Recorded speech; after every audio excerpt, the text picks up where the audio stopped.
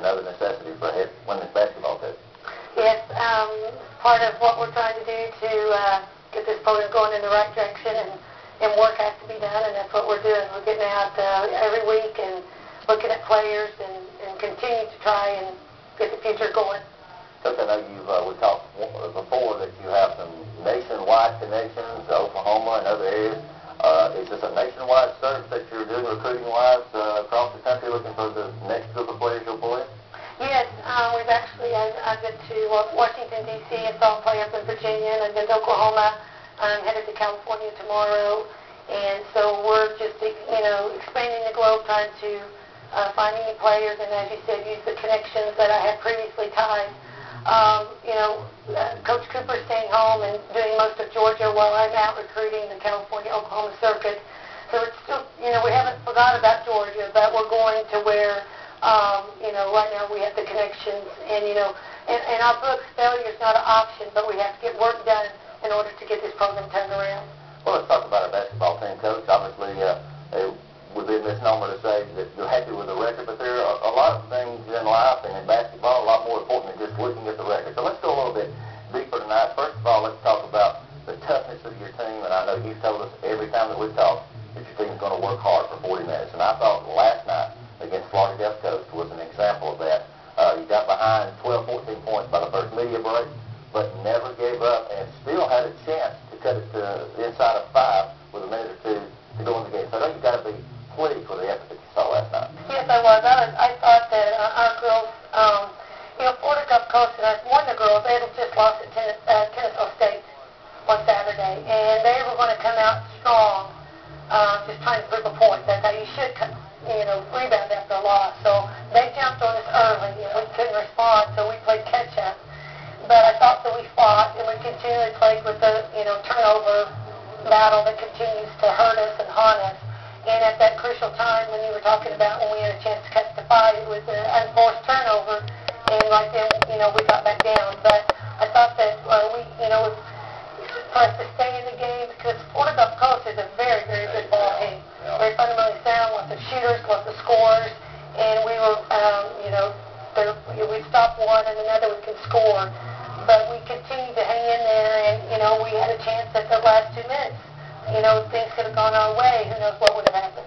So since we had our last show, you lost another player, of course. It's Sarah Russell, suffered a knee injury. You lost her for the last 2 or 3 games. Hope we can get her back. But sorry, that was a big blow to your team to lose there. Well, I think that affected us in the Stetson game because we didn't have time to, adjust to life without Sarah Russell on the floor because she plays such a huge role, energy, emotion, scoring and defense and all of that. And so, Stetson may have been a different game had we had a little bit more time to adjust without Sarah, but I think that, Florida Gulf Coast, we rebounded well, kind of getting sync without her.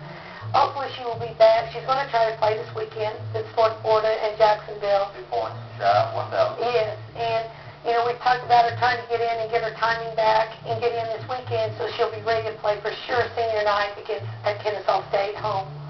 Coach, let's talk about some of the positive things. I know you and Mark Sloniker are well enough to know that you break down every aspect of the game, and obviously the fans, anyone can look at the scoreboard.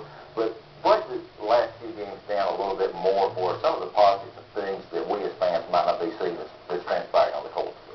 Well, I think that the fact that we're having different people step up and score points. I mean, Megan Lewis had 20 points at Gardner-Webb when they were totally taking Latoya and Sarah out of the game, and she stepped out. Megan's had 2 really great games. We're getting more steals. We're getting some touches.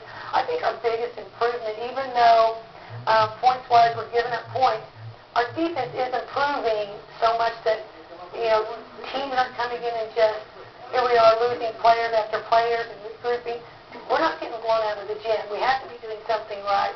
And I think Kristen Seymour stepped up last night and did what she did well. I think Latoya Jackson, the shots she's been taking and knocking down, she's getting everybody's best defense every night. And, she's having to play a really tough middle game. It's a good growing time for her because they're pulling her shirt, they're doing everything they can, and she's having to find a way to score. And for her, it's been, take a couple of steps past the three-point line and knock it down. So those are things that people don't understand. Those are tough shots and tough for